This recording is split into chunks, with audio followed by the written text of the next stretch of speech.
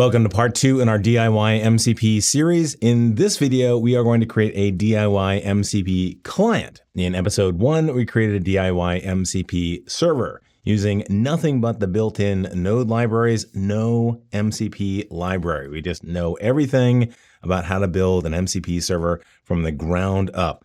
We're going to do the same thing with a MCP client this time. So if you haven't watched episode 1, I strongly recommend that you go back and do that right now. If you have, thank you so much for that. Let's get right into building our DIY MCP client.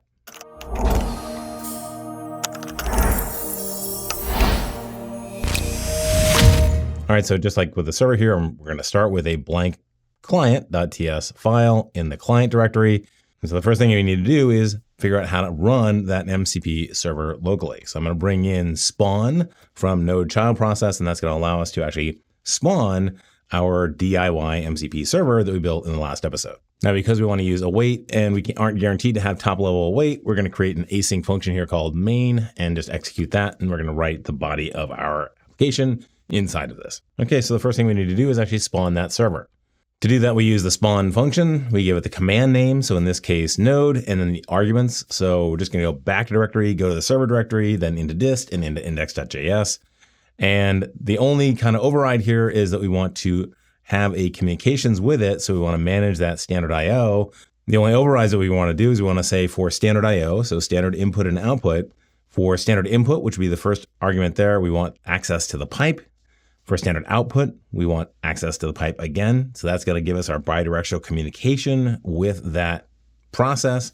And then for standard error, we're just going to let that roll through to the terminal. Now, just like before, we're going to use readline because we want to talk in JSON on lines between the MCP client and the MCP server. So let's bring in readline. Again, built right into Node. Now we're going to create our readline interface. What we want is we want the input to this readline to be the output of the server process. So that's how we're defining that there. All right, so now we need a way to send a message to our process. So let's go and create a function for that. So let's create an async function called send. We don't know how long that's going to take, so it needs to be async. It's going to take a method like initialize or tools list. It's going to take parameters. What parameters we want to send when we want to call a tool. And then a Boolean for whether this is a notification or not. That's going to help us decide whether we want to wait for a response. For a notification, we don't want to wait for a response. So the first thing we want to do is send the message to that server process. To do that, we use server process.standardin. So we are sending bytes to its standard in using write. And then we JSON stringify out whatever the message is that we're going to send. So it has to have that JSON RPC format. So that's just a JSON RPC 2.0. with the method, the params that we just got in.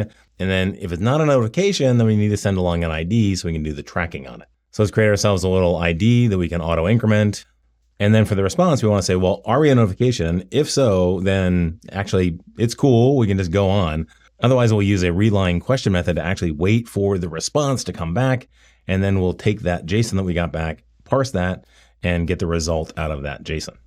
All right, so let's actually go and initialize our MCP server by sending the initialize method to the server. To do that, we're going to send along that initialize method. We're going to give it our current version of the protocol, any capabilities that we have. We don't really have any. And then the client info. So in this case, I'm just going to call us DIY client and say that this is our version, but you can put in there whatever you want. So we'll console log the output and let's give it a try. So we'll build it and then we'll run it. And there we go. We're talking to our server and we've gotten back a response from the server that says that they've got tools as well as resources. And we know that it's our coffee shop server. So that's looking really good. But do we really know that this is actually working with a non-DIY server? Well, let's try that out. Let's actually go back here. Let's go over to our spawn of node. And as I recall, the other one was UVX and MCP server fetch. So let's try that. There we go. We've initialized MCP fetch. So we're ready to go. So that tells us we can talk to any MCP client, not just the one that we just created. All right, but we want to talk to ours because we got cool resources and stuff like that we want to get to. Fetch doesn't have that, but let's see. At the end, we'll try and talk to fetch again. Okay, now the next step, according to the spec, is that we need to say that we got back its information and that we are initialized and ready to talk. So let's go and send that initialized notification. All we need to do is send notifications initialized. We don't send any parameters, and it is a notification, so we're not going to expect a response. Okay, so now that we're all initialized, ready to go, what are we going to do with this? Well, let's go and create a little interface that we can use to just run arbitrary tools and get resources. Then we'll add some AI integration later. But the first thing we need to know is, does the MCP server support tools and resources? And that actually came back as a result from the call to initialize. So let's go and get out that data from initialize. So what we're looking for here is the server info, the name and the version, as well as any capabilities. We don't really care about the capability list change stuff. We just want to see if those keys are there. Now, if we have tools, we want to go and get a list of those tools, right? So to do that, we're going to look at that capability tools key, see if it exists. If it exists, then we're going to call tools list and then get back the list of tools. And then we're going to put them into a local constant called tools. So we need a type for that, for tool. So let's go add a couple of types here. One's going to be for tool. The tool is going to have a name, a description, and that input schema. And then a resource, which is going to have a URI in the name, and then content, which is going to come back from the response to a tool call or a resource call. All right, so while we're here, let's also get the list of resources. Again, we're looking for that capabilities resources. And if we find it, then we're going to call resources list and then get back the resources. All right, now I did say that we weren't going to use any MCP library, but we do want to create an interface and I don't want it to look like garbage. So what we're going to do is we're going to bring in clack prompts as well as chalk, and that'll give us a way to actually do some nice interaction with the customer. So let's go over here and then add in clack prompts and chalk. I love these libraries. They're fantastic libraries. So let's go up to the top here and import them. Clack prompts are going to bring intro. That's going to give us the ability to do a little intro string. And then we're going to bring in interactive elements like select, that'll give us a multi-combo select type thing. Text, which allows us to grab arbitrary text, and then is canceled allows us to see whether somebody hit Control C. And then we're also going to bring in chalk to do any kind of colorization that we want, just to make it look pretty. All right, so speaking of clack prompts, let's start out and say, hey, this is the server that we're talking to by using intro. So we'll say intro, we're connected to this server at this version. And I think that's a good starting point. So let's actually run this again. And there we go. We are connected to our coffee shop server. So I think the first thing we want to do is put up a list and say, well, do you want to call a tool or do you want to get a resource? So let's do a select for that. So we'll create an endless while loop where we'll have potentially two different options. One is to get a resource and the other is to run a tool. And we'll take those options and we'll give them off to select. We'll get back an action and we'll say that if that action is to cancel, then we'll just bail out, exit the process. Now let's see, we want to handle tools. So let's start off with tools. So starting off with tools, we'll see, did we get an action where the action is tool? And if so, then let's select from a list of tools. And again, we'll check for cancel. So we'll use the tools array that we got back from list tool, and we'll give it the value of the tool itself. So that's going to give us all the information about the tool. It'll be the object of the tool. And then the label is going to be the tool name. I think that's good enough to try it out. Let's go back over here and try it out. Okay, this is looking pretty good. Okay, so run a tool, get a resource. Get a resource does nothing. We haven't handled that yet. Run a tool. Hey, cool. Get drink names. Okay, so pretty cool. Now let's actually run get drink names or get drink info. So to make that call, we're going to use send with the tool call, and then we're going to give it the name of the tool as well as any arguments, and we're going to give back some content. Now, you know what, just to make it easier on ourselves, because I know we're going to get a bunch of these content things, I'm just going to go back over here and create like a dump content function. So given some content, it'll just go off and list the lines, and if they're JSON, then it'll parse them. If not, then it'll just put out the text. Let's jump down here and we'll dump whatever content came back. All right, cool. Okay, let's go over here, run it again, run a tool, get the drink names. There you go, boom. MCP client, MCP server, love it. Okay, let's run another tool, get drink info. Now drink not found, and that's because you've got a parameter on get drink info, right? You need to tell what drink do you want me to give you info on. So we need to support arguments. So let's go do that. Let's go prompt for some arguments. So we're going to create a new args constant that has the key as well as the value, could be anything. Then we're going to go through all of the input schema properties.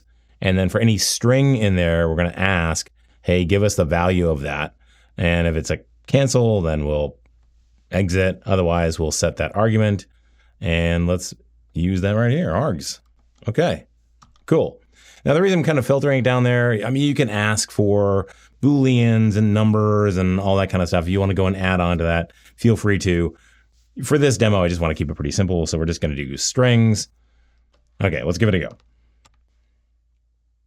Run a tool, get drink names, that works again. So let's run a tool again, get drink info. Let's go for a mocha. And there we go. $6 for a mocha. Sadly, that's about right nowadays. Mocha drink, coffee with espresso and chocolate. Absolutely. All right, so there you go. Pretty simple, right? I think getting a resource is a pretty good idea too. So let's go and handle getting resources. Okay, so now we're gonna see if our action that we got from that initial menu is resource. And if that's true, then we're gonna go and give them a select of the different resources that are available. And then we'll check to see if they cancel.